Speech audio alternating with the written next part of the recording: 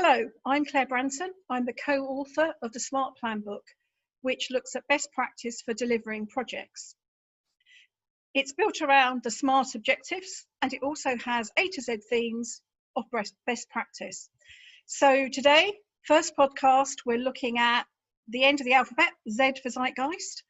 And I'm really pleased to welcome Jackie Rigby to talk us through her ideas on this theme. So we're going to look at three questions with Jackie. We're going to start off with what we mean by the zeitgeist and why it's important to us.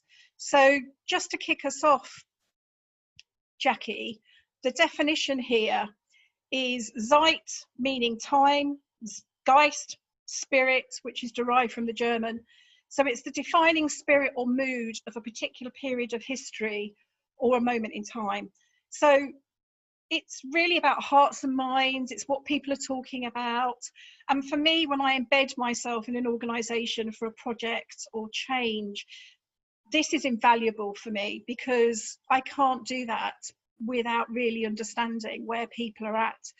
So invaluable for me. I know, having worked with you, it's something you're very skilled at, getting the zeitgeist and being able to use it. But you've got that extra challenge. You're a senior leader, and I think that gives an extra barrier. So you were the ideal person to talk through this because I've seen you use it effectively, but I know that you're in a position where for some people that might be difficult. So do you want to talk a bit about why it is important to you and, in context of your background? Yeah, thanks, Claire. Yeah, I've worked in business transformation for 20 years, both waterfall and agile.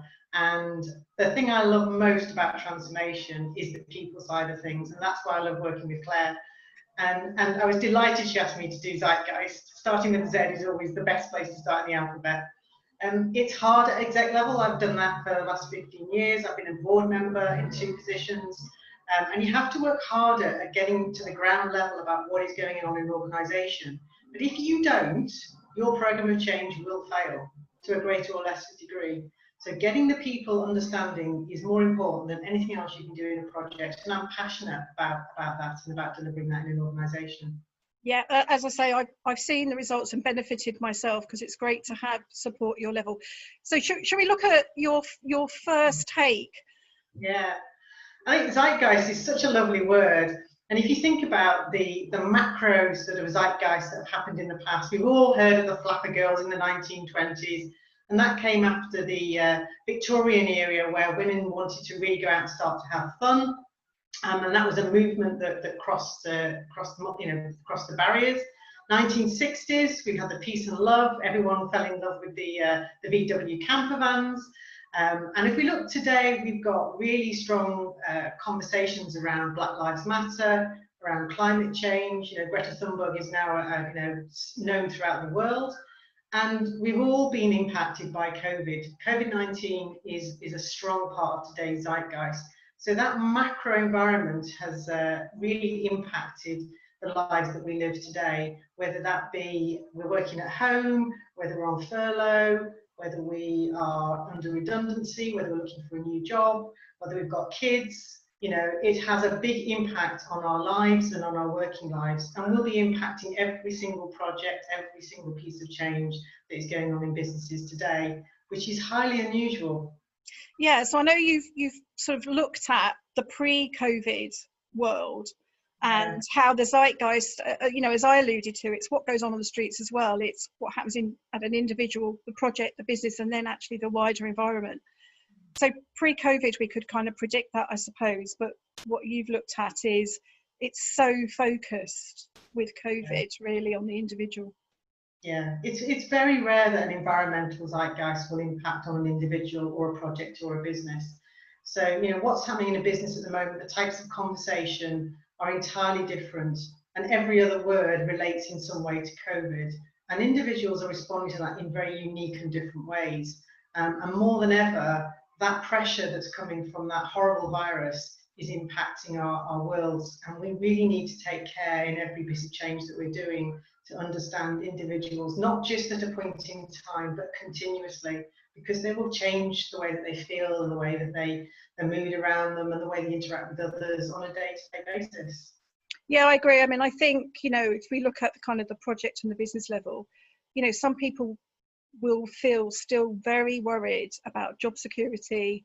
It's getting you into places where for some people they feel they've got to over deliver, which is never always what we want.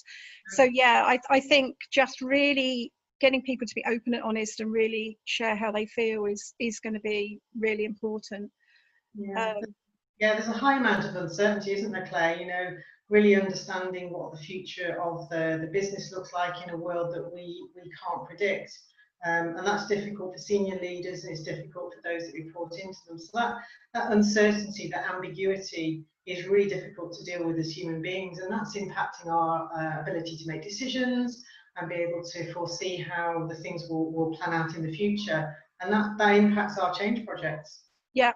So I know, again, you've looked at a quote that you've been drawn to before, and then you've had a look at where we are now. So yeah, do you want to give us a bit of context to the quotes? Yeah, I love this quote. When you've worked in the organisations I've worked in, and you step back, you really notice how much culture plays a part in actually the success of a business and the joy of a business or the misery of a business.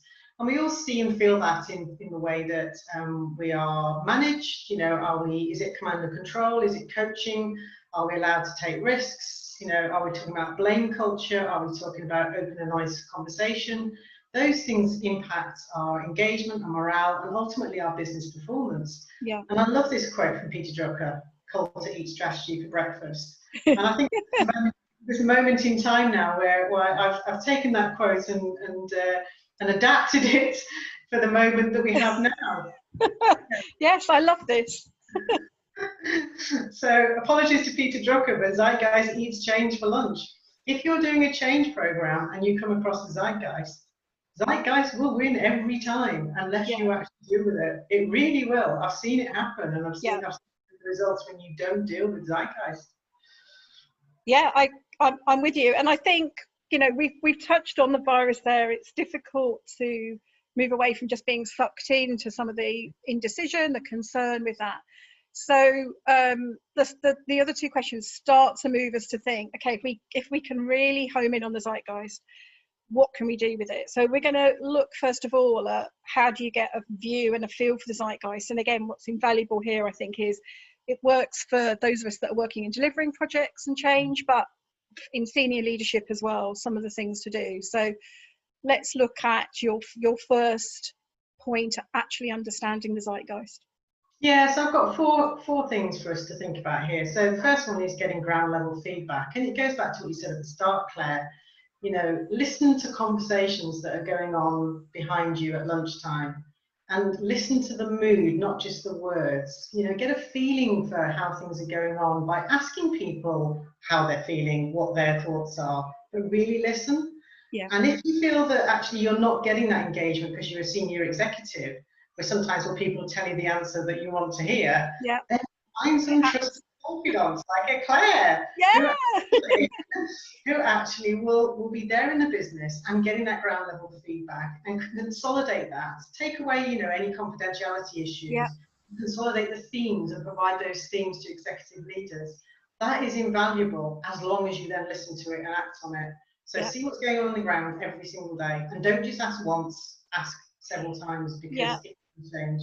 And that's why I really have enjoyed working with you, Jackie, because I feel that is part of what I do. I'm a conduit for that.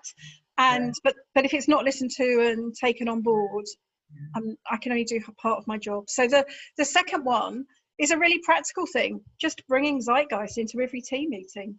Yeah. Just, when you've got a team meeting, whether it be your core team or whether it be some SMEs or you're running a workshop, just ask people how they feel. Get some feedback, write, just post-its up on a wall.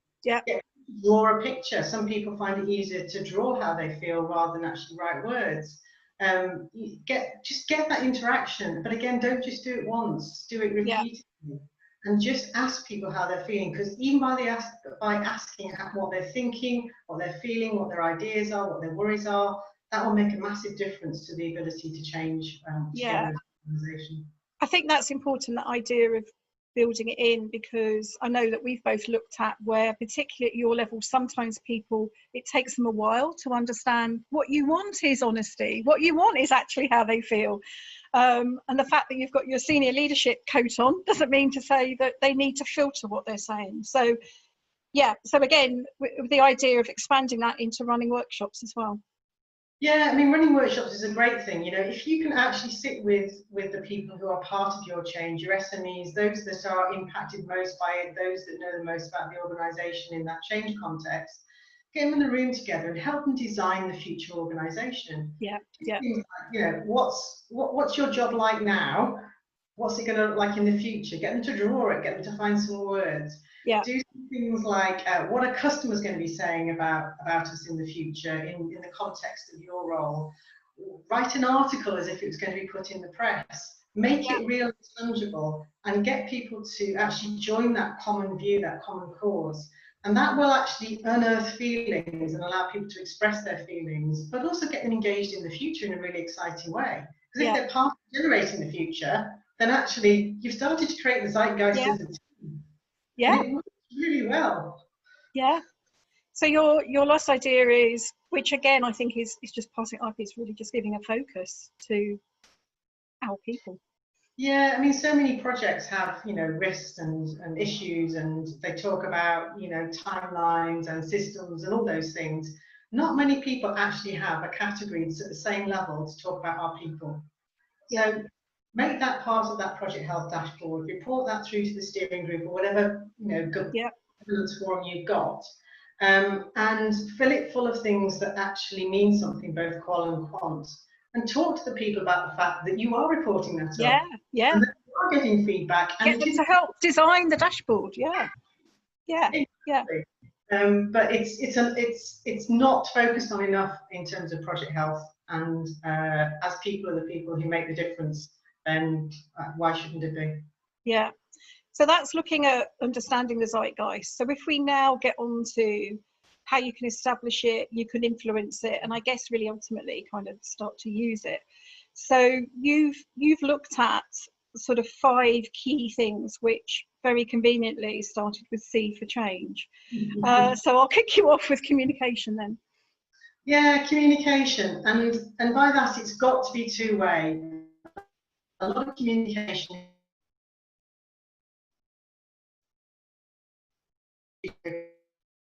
That's not what I'm talking about here. I'm talking about something that's two-way, constant engagement in conversation, backwards and forwards, backwards and forwards. Okay, and continual. This is a really important one for me. Yeah, I've seen some of these change programs where people will have a go at doing this, and they'll do it at the start, or they'll maybe do it at the end. And actually, it needs to be continuous. It doesn't need to be overwhelming. It's just little and often throughout. So repeat, continually move people through the change. Yeah, I agree. The activity graph is sort of high at the beginning and then goes down, whereas actually it needs to be level. Yeah. Which leads us nicely into consistency. Yeah, it's organisations sometimes struggle with giving consistent messages and being authentic all the way up and all the way down the organisation. So it's important that you give a consistent message if you're in a leadership position. It's important that you give a consistent message to your colleagues. And if you're in a room and you're talking about something and you share it, then you leave the room with that common voice and be consistent throughout the organisation. If you don't agree with something, go and talk to somebody, but don't then go and spread sort of malicious views that are different to those of the team. But yes, consistency is really important for people. I think it's always important, but I think now where there is a feeling of uncertainty, I think, you know, one of my mantras is you can be certain about uncertainty. I think if you're uncertain about the uncertainty, you know, no hope. So your next one is cause.